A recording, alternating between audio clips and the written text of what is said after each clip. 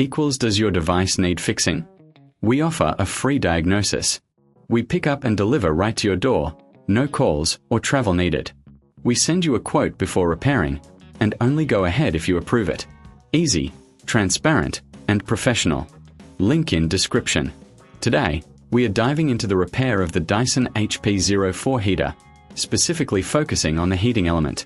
Before we start, ensure you have the following tools ready: a Phillips screwdriver, a flathead screwdriver, a multimeter, and a soft cloth for cleaning.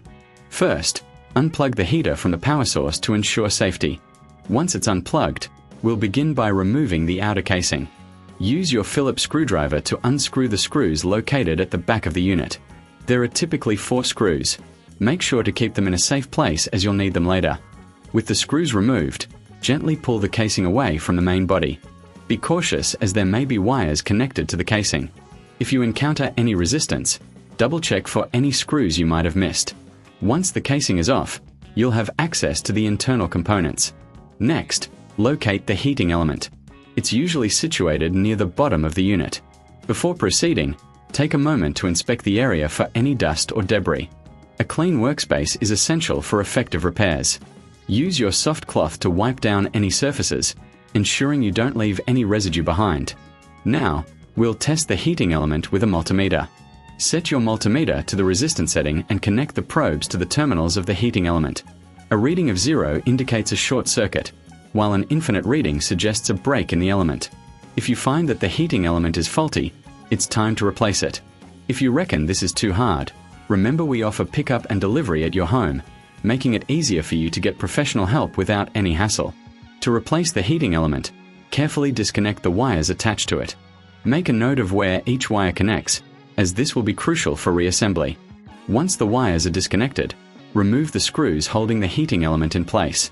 With the old element out, take your new heating element and position it in the same spot.